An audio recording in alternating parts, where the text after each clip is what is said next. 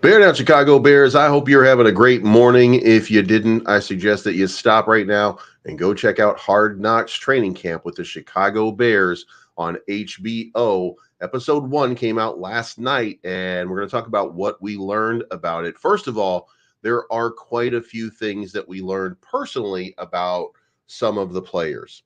And we're going to go through some of the pieces here.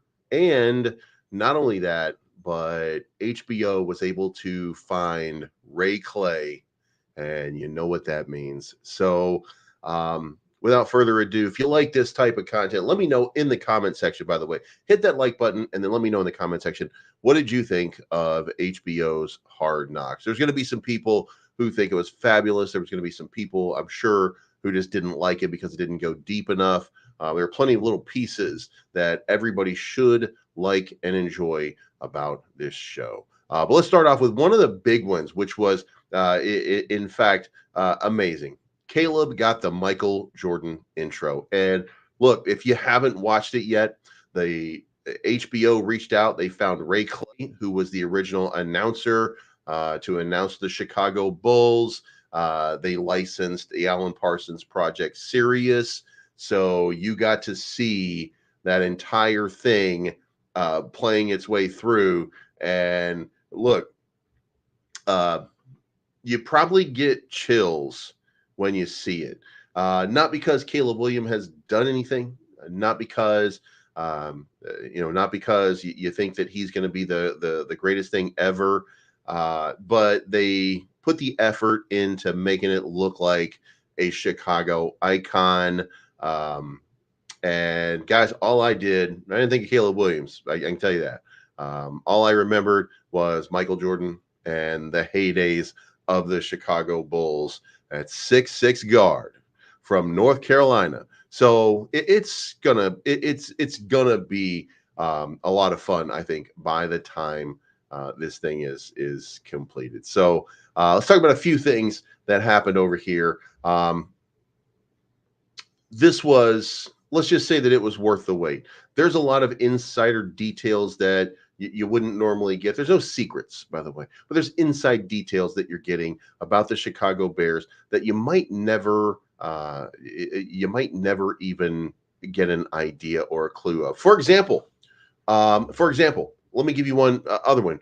Did you know that Caleb Williams can't sing worth a shit?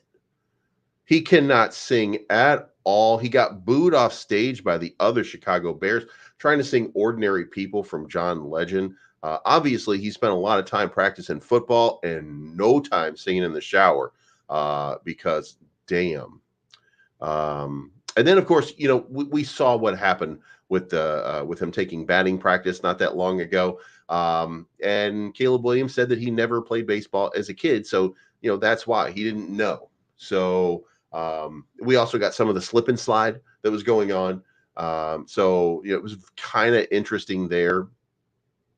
There were a couple of other, random things that were happening over here, but generally speaking, this focused on Matt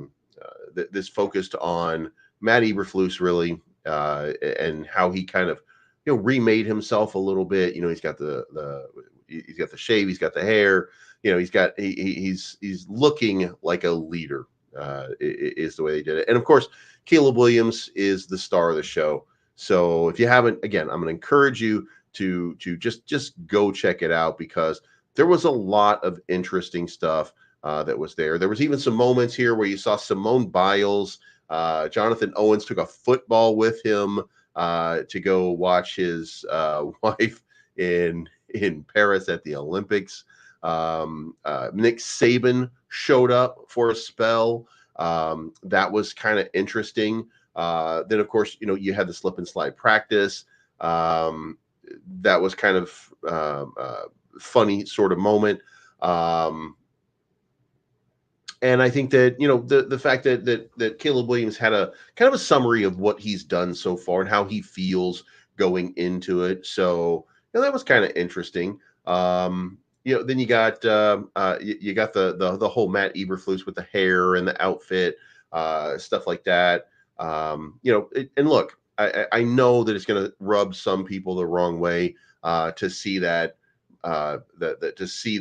even though look, I got chills. I know some people are going to say like, I don't, Michael, the Caleb Williams, not Michael Jordan. No, we know that.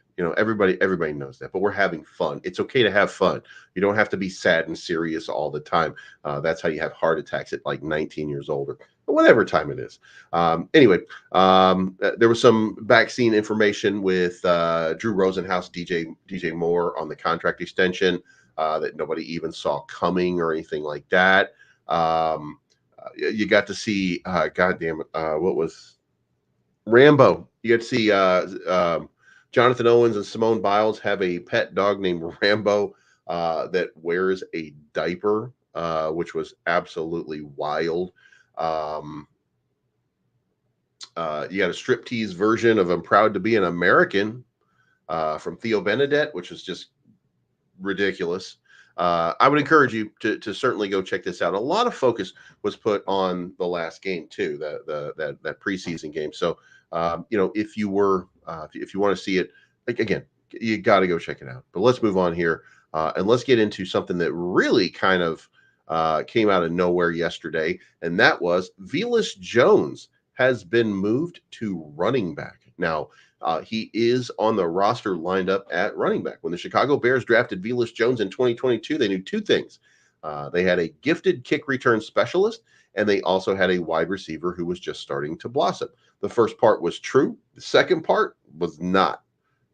So there's way too many catchable balls that have been thrown his way to say that he can help this team as a wide receiver. So Bears wide receiver kick returner Vas Jones Jr. has averaged nearly 10 yards per carry rushing the ball. Head coach Matt Eberflus says Jones is getting some reps in the backfield during this practice week. Now, what does that mean to you, or what does that mean to me? I really think that what this means is most probably he's going to get cut. I think they're taking the final shot here to try to find a spot for him, because it is my opinion at this point, he's no longer needed on this roster. You're trying new punt returners, you're trying new kick returners. You've got plenty of depth at wide receiver. You're trying to find a place. Does this guy fit? Can we keep him on the roster at this period of time? Can we do something with him? And the answer to that is, maybe. And yeah, Cordarrelle Patterson was that was a good example. He wasn't doing very good in the league for a long period of time, and then I think Cordarrelle Patterson, he had a bunch of touchdowns. I think he had 20 touchdowns or something, running the ball after never having run the ball before, and it fit in. So we're going to see whether or not it fits in with Vas Jones Jr. or not. And I think this is really a testament. The Bears want to keep him on the roster, but they don't see the upside in his current position. So they're going to try to salvage the relationship with Vas Jones Jr. And if they cannot, then I think you're going to see him get released and try the open market. When it comes down to it, I think the most important part in looking at it is, let's go check out, what is his cost overall?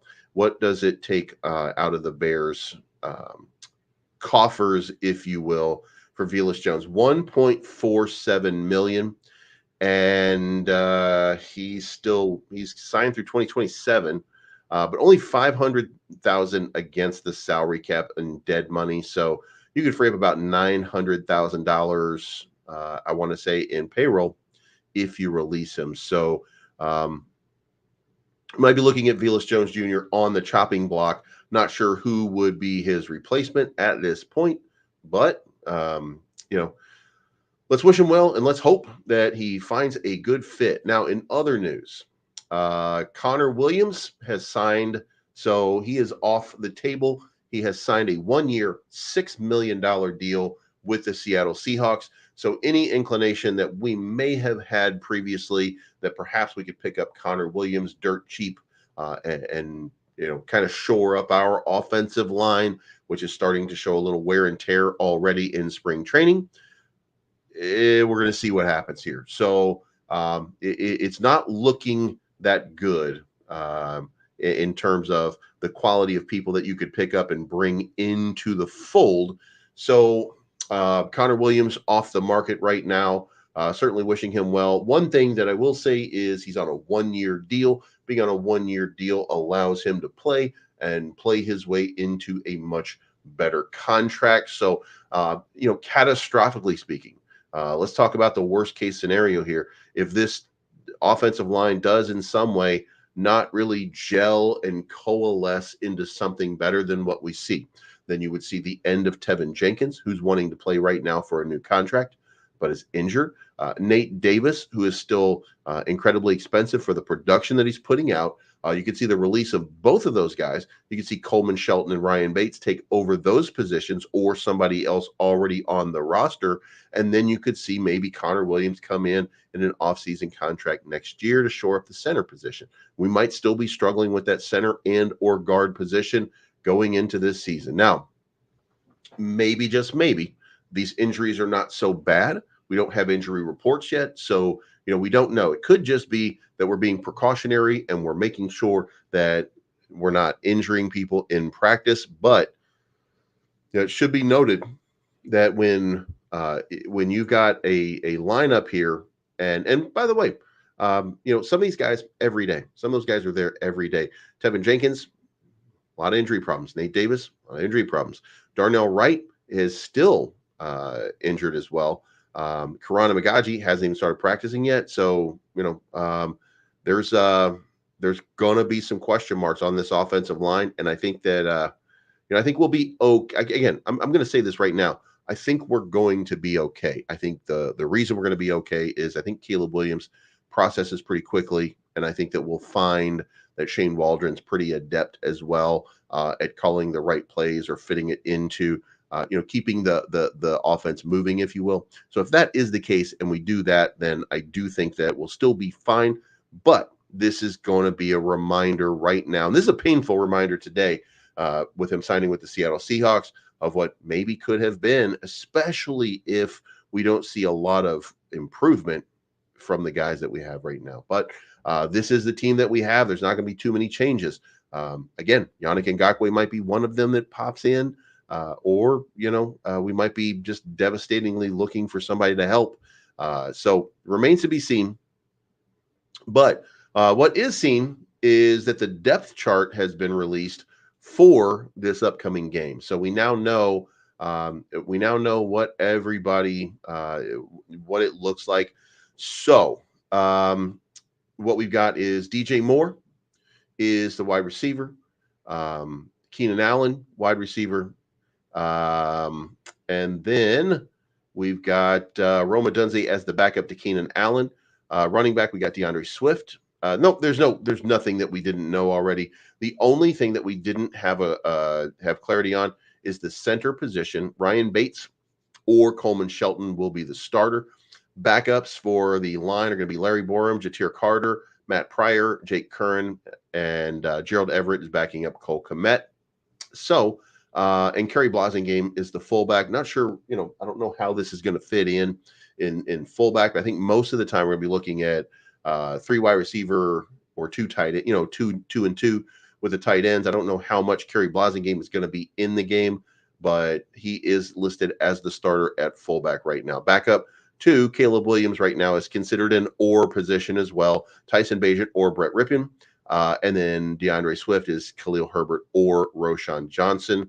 Now, in the line is exactly what we expect. Montez Sweat, Andrew Billings, Gervon Dexter, DeMarcus Walker. Linebacker positions, TJ Edwards, Tremaine Edmonds, 2 safeties. Jack Sanborn is listed as a backup. Now, of course, the Bears defense really is a 4-3. So the way that we've got this, the way the Bears. Let me show you the depth chart, I guess, because it's a little bit interesting because it's really using the nickel package. So the way this looks is Montez Sweat, Billings, Gervon Dexter, DeMarcus Walker, TJ Edwards, Tremaine Edmonds. And then we have Jaquan Brisker, Kevin Byard, Tyreek Stevenson, and Jalen Johnson. Then we have Kyler Gordon as the roaming nickelback. So, but I think what we're going to see is the 4-3 most likely. So Jack Sanborn, I think, will be out there and playing. Now, as far as backups go, Austin Booker is your three guy behind Montez Sweat. Dominique Robinson is his backup. Then you got Zach Pickens, Byron Cowart, Jacob Martin, Emin Agbenamigma, and then of course Jack Sanborn. You did get some good time out of Noah Sewell and Micah Baskerville in the last preseason. You might also see a little bit of Keith Randolph coming in at the defensive tackle position, listed as the third option. So I get a feeling that means that we might have good news. Keith Randolph might be making the team at this point. Khalid Kareem listed as a fourth option along with Deshaun Mallory. So um, very, very possible that we're looking at Keith Randolph playing his way onto this team. So as far as the final guys out here on the outs, you got Travis Homer, you got Austin Reed, you got Ian Wheeler, Nasimba Webster, Colin Johnson, Brendan Bates, Stephen Carlson, Theo Benedette, John Jackson, Dante Pett. So there's plenty of there's plenty of cuts coming pretty soon. Also, specialists Cairo Santos, Torrey Taylor. Then for long snapper, of course, Patrick Scales.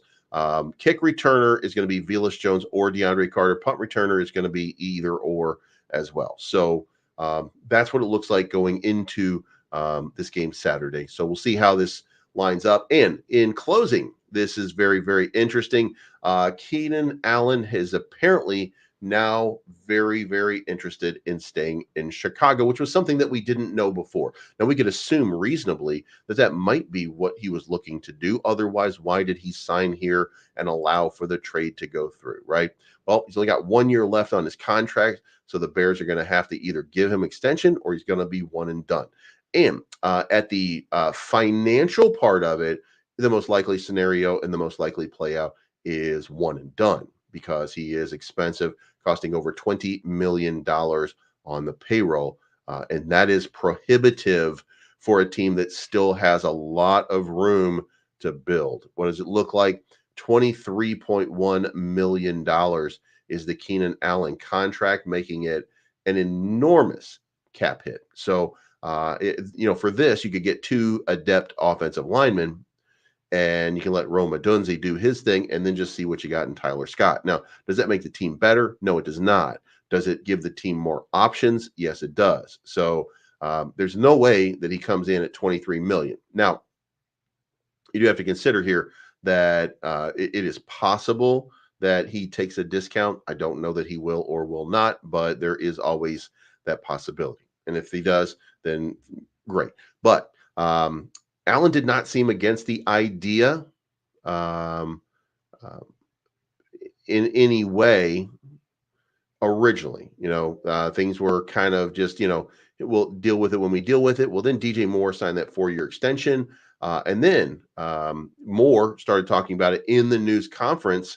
And he started talking about, Keenan Allen, he really wants Keenan Allen to re-sign. He'd like to see him come back, et cetera, et cetera. He said he knows the number and he knows the Bears can do it, which, I mean, that's cool. But again, for a guy like DJ Moore, the Keenan Allen saying, well, I mean, I would take 20 million to do it or something like that, just in passing, probably sounds doable, but is it worth doing? That's going to be the question, right? So it looks like now that Keenan Allen fired his agent, got a new agent, and now he's talking. Now he's approached the team through that agent about getting a contract extension, but there's no progress that they've made so far. But it is nice to see that Keenan Allen really would like to stay put. So there's no way that happens unless he has a good feeling about the quarterback, right? This guy has played with Phil Rivers. Then he played with Justin Herbert. He knows what a good quarterback looks like. He was on the fence. We hadn't heard anything about it. Now all of a sudden he wants to stay. So it would probably be telling for the Chicago Bears that Keenan Allen thinks that, that Caleb Williams might be worth running routes for. It seems like he likes what Caleb Williams has done so far. And if he didn't like it, he would not have approached the Bears to do an extension. I mean, let that sink in. So it would seem to be that He's making fast friends with DJ Moore, with Keenan Allen. He's getting into the game plan. He seems to be a great teammate. I mean, I would think that he is anyway, but we have no reason to think anything negative about him at this point to begin with. But what we are seeing is a new feel here from Keenan Allen that maybe, just maybe, he wants to stay with the Chicago Bears. The question, of course, still comes down to finances and what is it going to cost in order to keep him on the roster, or do we end up moving on? That's a question that only the future is going to be able to answer. So that's my time for the day, guys. Thank you so much for tuning in. And remember to bear down, fuck Green Bay, and we will talk to you guys again very, very soon. If you didn't, make sure you go check out Hard Knocks. And I do want to know, what do you think about Hard Knocks? Leave it in the comment section down below. You guys have a good day, and we'll talk to you again soon.